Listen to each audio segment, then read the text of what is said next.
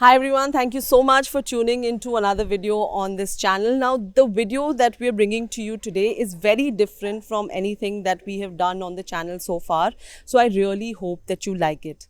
Now, Asha Jaoar Majhe, Jonaki and Once Upon a Time in Calcutta.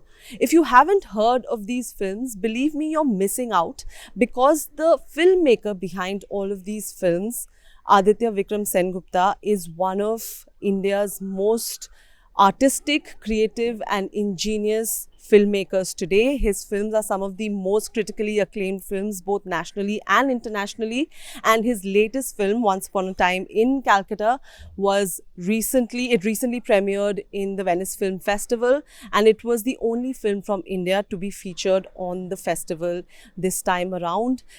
Every film of his, believe me, is a masterclass in filmmaking, so I'm really excited to talk to him today. He has invited us to his home here in Kolkata, so I can't wait to pick that brain of his. If you like this video, make sure that you virtually like it, share the video with your friends and your followers, but most importantly, don't forget to subscribe to this channel. With that being said, let's go.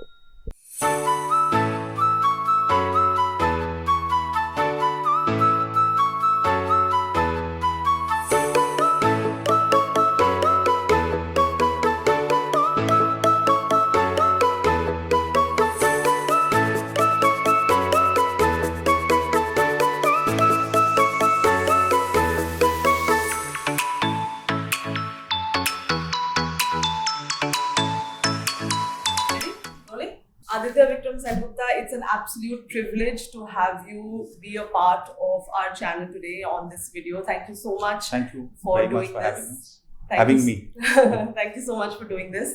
Now, for our viewers who are not very familiar with Aditya Vikram Sengupta's work, his first film, Asha Jaoar Majhe, won the prestigious Fedora Award in the Venice Film Festival in 2014, amongst many other international accolades as well. He also won the National Award for the Best Debut Film in 2014. His second film, Jonaki, also premiered in the Rotterdam Film Festival, again to much critical acclaim. And his recent film, Once Upon a Time in Calcutta, recently premiered at the Venice Film Festival. It was the only Indian film to have been featured at the Venice Film Festival. So like I said, I'm very happy to have you on this video today. Of course, we're going to talk about your entire body of work, but can you just tell us what is the kind of reception that you've received? What is the kind of feedback that you've received for Once Upon a Time in Calcutta from Venice? So, unfortunately, I couldn't go because I had to stay in Zurich for 14 days. But my producer and the lead actor, Srilekha, they had gone. So, they stayed for 14 days in Zurich and then they went to Venice. And so, apparently, it was amazing. And they had a very warm reception, and people really loved the film. And you know, when they stepped out of the auditorium, everyone came up to them and spoke to them. They hugged them, and for the next 3-4 days, as long as Priyanka and Srilekha were there, and another actor called Orindam, who works for the US government. He's one of the lead characters in the film. So he came from America as well. So 3 of them were there. And so for the next 3-4 days when they were there in Venice, they were constantly spoken to by random people. That's in lovely. cafes It's said and that restaurants. The longer the standing ovation is in the Venice Film Festival, you know how good the film is. So I bet that you got a really long standing ovation. We did get a nice long standing ovation, and then we had a Q&A which I had to take part over Skype. Okay. And but it was a lot of fun, and I could.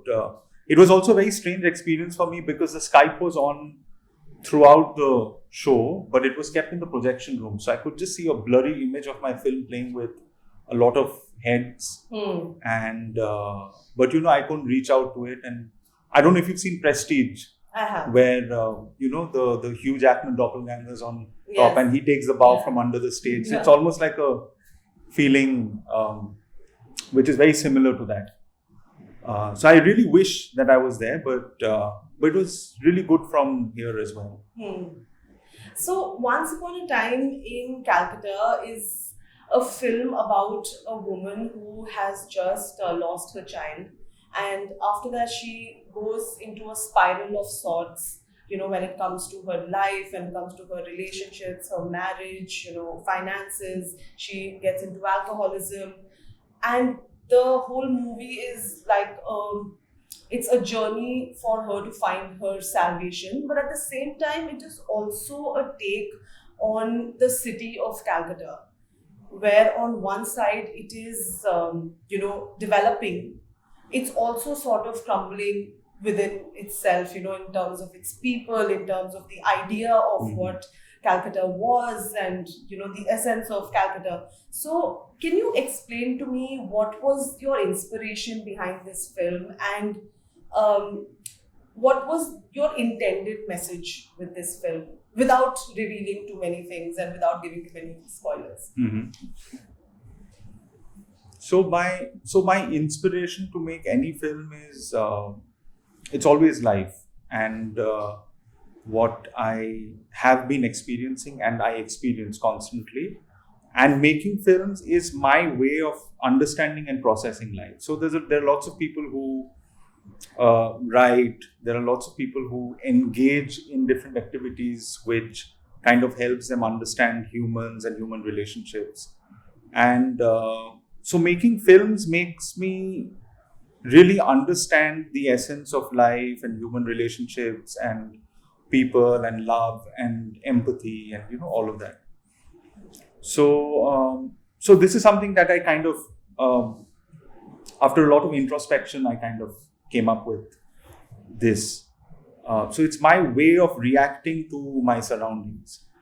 So it really doesn't come from a sudden inspiration, but it's something that kind of builds over time and then it kind of just takes a form. So this film also has been, I think, building over the last 10 years. When I think after the government changed, it's not like I was thinking about the film at that point in time, but I have been reacting to things, or finding things ridiculous, or laughing at things, or blue and white paint all over the city. Yeah. So it's bizarre. The thread of the film is a bereaved mother and the loss of the child, but the film is not just about her. She's the she's the hand-holding tool in the film, but the film is about the city and its people. Yeah. And I wanted to explore the city through people rather than, through locations or geographical places or structures, because the city is made of people and mindsets. And that is what I wanted to explore in the film through this wide range of colorful characters, right, all of who are trying to find a place, a corner of their own. Yeah. One of the things that I really love about your films is that every frame, every shot is so detailed. It's like it's telling a story of its own. In your first film, Asha Jaoar Majhe, there was this one scene that really stuck with me, is when this female protagonist, she goes to take a bath and she's coming out of the bathroom, and she has these wet footsteps and she's walking away, and then you focus on her wet footstep till the time it actually dries. I mean, it just sort of stayed with me. It was very captivating. It was a slow shot, but it was really captivating. And even in that film, you were able to sort of depict the essence of Calcutta as a city through these two people, through this couple. And not really showing the city as such. Yeah, but through this couple. But even the kind of shots that you did show of the city, the bustling and the busy daytime shots, and then the eerily shots of Kolkata at night, where there's literally not a soul on the street. You've shot from rooftops. You've shown Kolkata's narrow, dingy by lanes. You've shown a middle class Bengali typical crampy household. You've shown a claustrophobic factory. So all of these things, I just want to kind of understand. I read somewhere in an interview you said that you have a love-hate sort of a relationship with this city. Do you think that sort of a relationship does emulate in your filmmaking intentionally or unintentionally, you know, the way that you're depicting the city? Like, is it that love-hate relationship that you're trying to sort of capture in your films as well?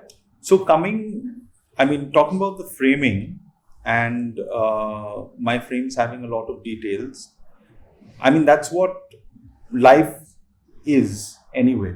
You know, so when you see something, it's anyway filled with a lot of detail.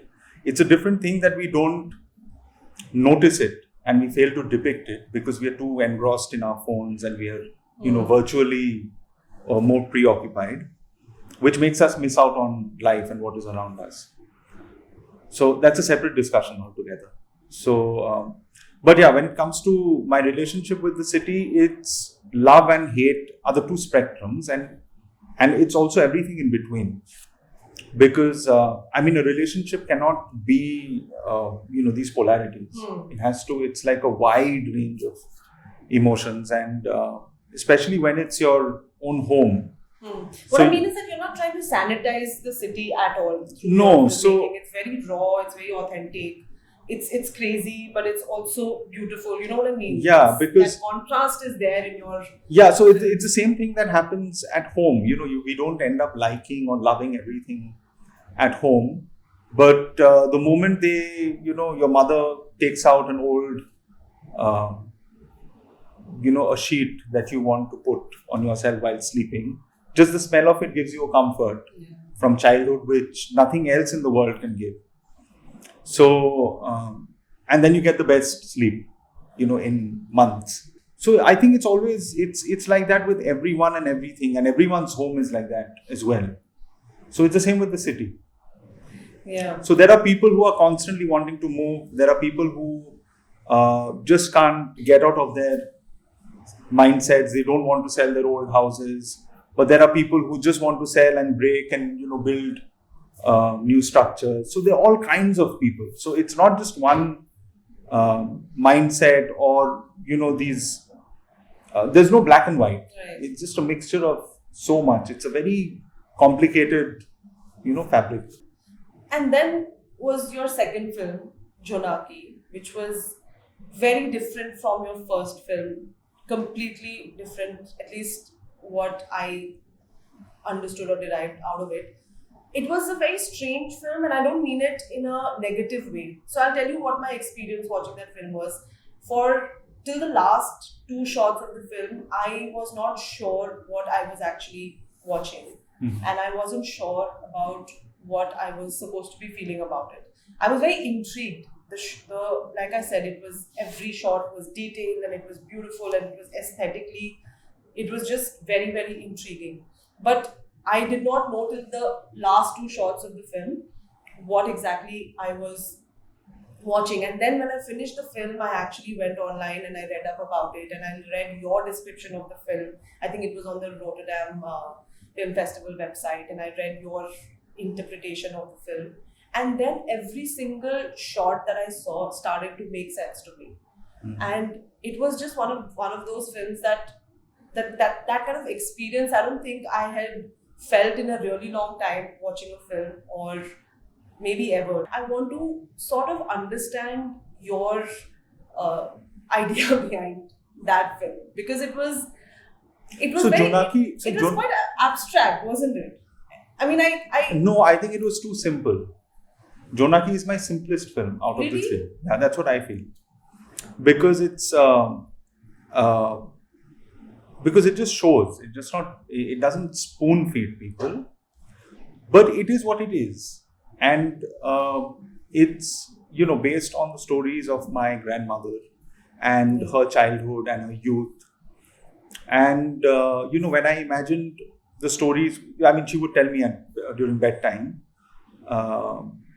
So I would imagine it like this, as a picture book, and as simple as this, with no, I mean, I get that picture book. I get that. Yeah, so it was like a picture book, and and I haven't seen these places new.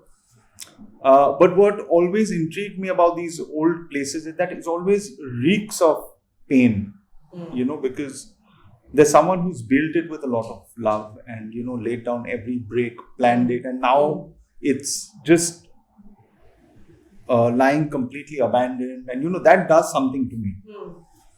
And I just wish I could go back in time and experience that space when it was new. And I think that is what my grandmother also felt. And she would often tear up her own pictures, and they were from very affluent family. And when she was 6 years old, her father died, and and then she got married when she was 16 years old, and her father was from Oxford. So, and after that, they didn't have any money. There was nothing. It was all gone. So, I don't want you to reveal the climax because I actually want the viewers of this. No. There's no climax. There's nothing. Film. So there's nothing to kind of say about the film, and there is no interpretation as well, because I dream a lot, and often in dreams, our subconscious puts together like a film, a setting, and then a combination of people that you see in that setting, which might or might not make sense. Yeah. And then it'll just throw some sounds which doesn't make sense with that. And it's like there wasn't a linear coherence to the film, right? Right. So when we are seeing dreams, all these things just combine, but then it kind of makes you feel something which nothing else can in the real world can make you feel. A strange pain, a strange longing, or a strange kind of happiness, which is not worldly. Do you ever, while making this film, ever second guess your aesthetic sensibilities, in the sense that are people going to understand what I'm trying to Does say? it look like it? No, it didn't. No, I'm saying it absolutely didn't. not. Yeah. And it's an extremely indulgent piece of work, and I'm absolutely okay with things being self-indulgent, because it was not made with a purpose, with a monetary purpose. It was not made with anything in mind. It was, the producer really deeply felt connected with the idea. I really wanted to make this film, and everyone on board really wanted to make this. This dream. It's almost, and these are all, most of it is my dreams. More than imagination, my dreams, which I keep recording and I keep, writing. And after you write down your dreams? You do? Yeah, I keep noting a lot of things down, and that's so interesting, because I always end up forgetting my dreams in the 5 minutes. So whatever I remember, I kind of write down. And a few days back, I dreamt of flying elephants. I don't know why, but there were 3 elephants, and they were flying. That is so interesting. I know this is a difficult question, but out of the 3 films that you've made, which one is your favorite? And I know that it's like asking a parent who's your favorite child, but realistically, even a parent does have a favorite child. No, so I'm never attached to the result. I'm always really attached to the process of filmmaking. Okay. And so, it's a lot of fun when I'm conceptualizing and thinking and putting down the film on paper, because that's when I'm creating it.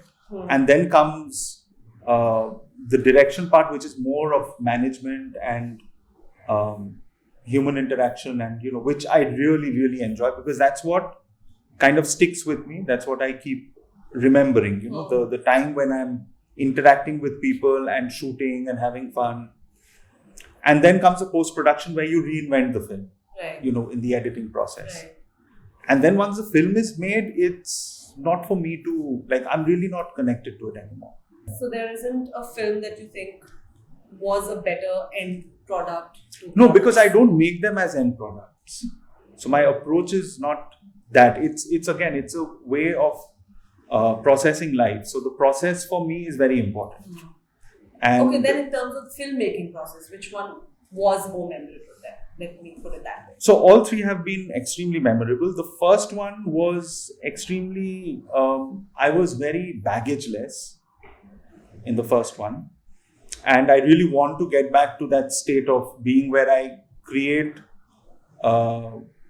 just for the joy of creating, without any without any preconceived expectations or notions or any of that.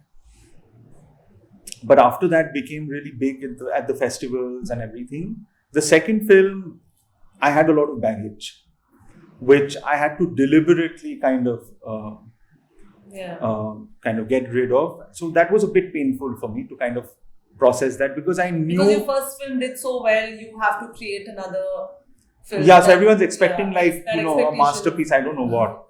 And I knew very well that my second film is not that. Because my second film is a very, very personal, not a crowd pleaser. It might not even be overtly accessible intellectually to people. Although I feel it is. I think it's the simplest of the three. So there was a part of me telling me, don't make this film now. Make something else. Make something, work on Once. Because Once Upon a Time I've been working since 2015. But it was compulsive for me. I really wanted to do it. Do you have any plans or any aspirations of making like a Bollywood film? You know what I mean? Like a Hindi, maybe mainstream film, maybe with mainstream actors. I'm sure if it coincides with my kind of... there are often two things just kind of come together. And I'm sure something will come together. And so I'll be open to doing that. Yeah, since you write your own films, it's not like somebody can just approach you that, okay, just direct this film or just make this film, right? Yeah, and I have had offers like that, but it's not something that I can do. Yeah, you have to be writing that film as well. Yes, or I really, really need to miraculously connect with what is being offered to me or presented to me, but it usually doesn't work. And I'm completely open because I'm a huge Bollywood fan myself. And but it's been a long time since I've watched good stuff. but films like Kapoor and Sons and films like Kapoor and Sons. I think the last good Bollywood movie I saw was Ram Prasad Ki Teri. I like that. Yeah, that was also an interesting film. You said a very interesting thing. Oh, Sherni was nice. Sherni was nice. Yes, Newton was nice. Newton, of course. Yeah. Of course. I like Amit's films a lot.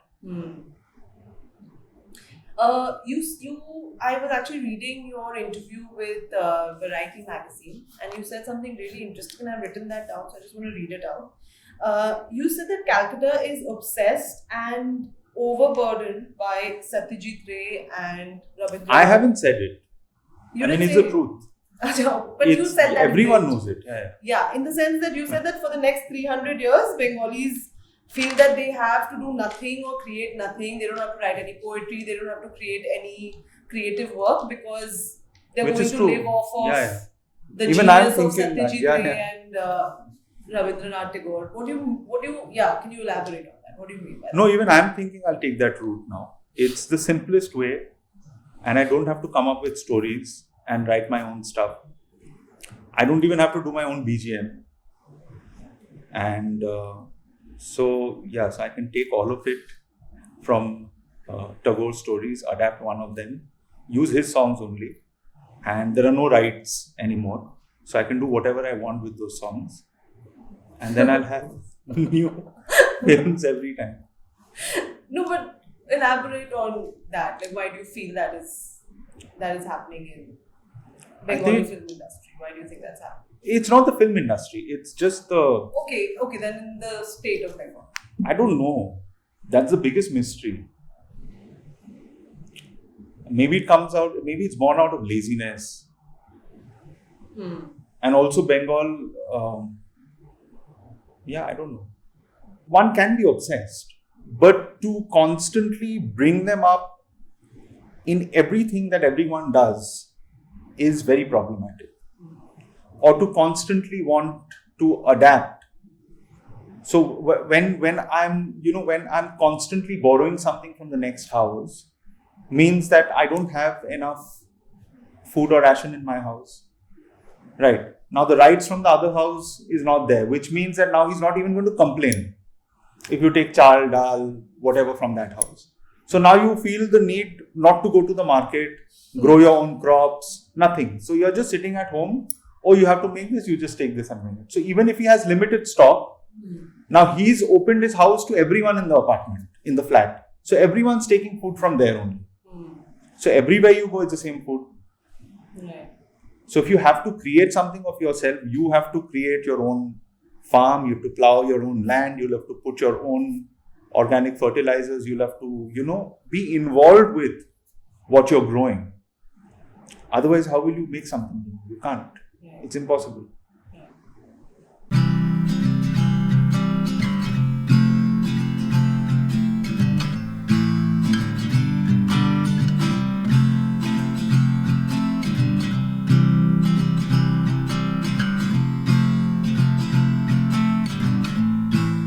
Can you talk to me about your creative inspiration in terms of filmmakers, in terms of actors or writers or artists? Who are your creative inspirations? There were three or four life-changing films for me. I mean, not life-changing, but milestone films for me, which kind of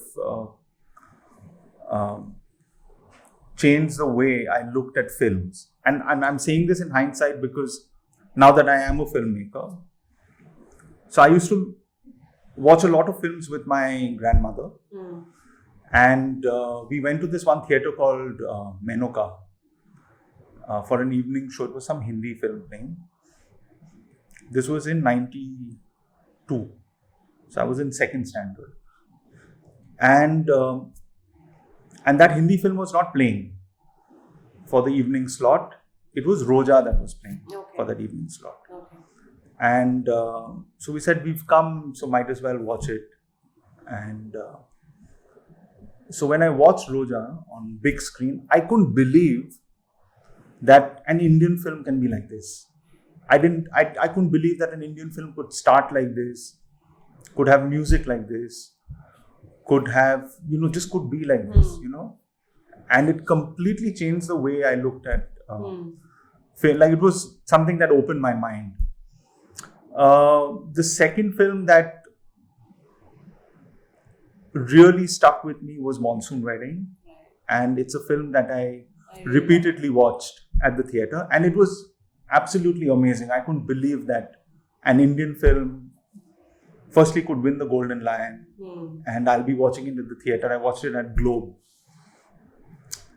And then there was this one film that I watched in first year of college, which my friend, he told me, you have to watch it. And we went to Nandan to watch, and there were no seats. So we kind of sneaked in and we sat behind. And it was a film called The Warrior by Asif Kapadia. I think it was Irfan's first feature film. Okay, I haven't seen it. And I absolutely loved it. And there was one particular scene in that film which really really made me feel like making a film. And my first film has a kind of tribute to that scene. So if someone's seen Warrior and someone has seen Asha Jaoar Majhe, and they can find a similarity between those two scenes. I've grown up on Govinda and Anil Kapoor and Mithun. So that's what I've grown up to. And I continue to watch all of this, which I love, by the way. But I just feel that, the kind of Bollywood films that were made earlier are not made now, because earlier the stories were fun. There was a lot of, but then there was a period when Bollywood just started kind of following like a formula and ignored the story completely. And, films just didn't work. But now again, Bollywood is coming back to content-driven films, which is great. But your films have a huge international audience. They have an international following. Your films are made for, they're made easy for an international audience to also enjoy. Do you think that has created any sort of a hindrance in you being able to create a following here in India or even in Bengal? No, I don't think about these things. No? No, not at all. मतलब जब आप picture बना रहे हो, are you thinking of making No, one no, for an no. international No, no, audience, or are you thinking कि नहीं मैं Indian audience के लिए बना रहा हूँ No, no, या Bengali nothing. audience के लिए बना रहा हूँ? नहीं. So even when I make But my... things have happened in reverse for you. You became known internationally more. Mhm. Then you actually became known in India, and in fact, you have more of a following and more of an audience, I feel, outside of India Right, than in India right now. Do you agree with that? I guess. Yeah. Why do And you think that is? I think because the kind of films that I make and the kind of stories and the way in which I tell my stories are more it's supported and distributed more in countries abroad. Not distributed by me, I don't mean theatrical release or anything, but the spread is more. You know, people are more what do you call prone to watching films like this. My funding process is an international process. So I work with international grants. And it's a long drawn process and it's difficult to get these grants. But I really like going through this process because it takes time, and this time allows me to spend more time with the script and the creative. So it kind of crystallizes and distills it more into a finer kind of expression. And and also it does not add this financial pressure on the film because these are grants. And these are all bodies that give grants to international films and are well known amongst the international film circuit and film festivals. So once you get a grant, everyone knows that this grant has gone to these 6 films in the world, you know. So that's how kind of people get to know about, you know, our projects. And so with the 4th project that I'm doing, we have, so it's a 5-country co-production. Okay. And this one was 3, right? Once 3, Upon a Time yeah. in Calcutta. So this next one is a 5, it's a 6-country co-production. Wow. I want to understand what you think about the political climate in Bengal and also in India, and how conducive is it to, you know, creative freedom when it comes to making films? Of late, it seems like it's very difficult with all the censorship and, you know, with Patal Lok and, you know, every little thing being censored. It's quite ridiculous because film or any art form is, you know, it's just a mirror to society. And it's, so it's like you want to go and tape up the mirror, but not change the subject that is there. So it's like kind of, it's extremely idiotic, I feel. Because if you have a problem with me showing, you know, say if I'm showing chicken being cut on a screen and, you know, the government has a problem with that, then you ban cutting chicken only in the first place and you make it a vegetarian state. But this hypocrisy is very annoying. Right. That when you don't really do something about the issue, but you're blaming the mirror and you're kind of, you know, taping up the mirror, that's ridiculous. Do you intentionally want to make political statements, no matter how small, in your films? Because I saw that in your first film and in Once Upon a Time in Calcutta also, there was a little bit of commentary of sorts on... See, again, it's not a deliberate attempt to make political statements. All artists are, you know, we are not all artists. Everyone is naturally a mirror to society, right? And so no matter, even if I'm having a conversation with you, you will say 10 things which kind of express your political views or your social ideas or something. Like if you're just having a chat, oh, okay, I have to go cook for my husband. It says a lot about you. Right? I don't need, so it's just people having conversations and how people are. So everyone is a mirror or an indication. So, you can never really separate that from society or the world, or say, oh no, these are artists and they are the ones who are depicting things. It doesn't work like that. Final question, what content are you watching right now? What am I watching right now? What sort of content are you watching? I watch a lot of magic. Or shows or reality TV or what is it? What are you watching these days?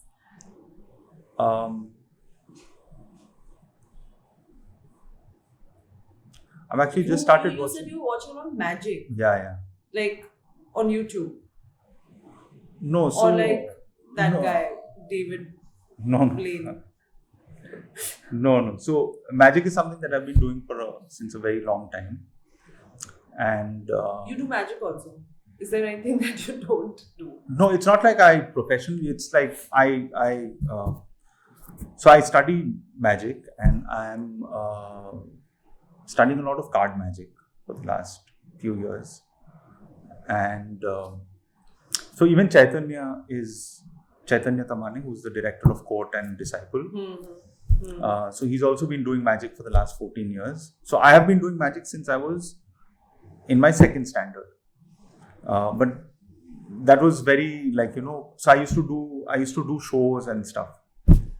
And you're a really interesting personality. So I used to so then I think in my 8th standard or 7th standard I left. But I had always been interested. And so then after I met him, I got back to it in a more serious way.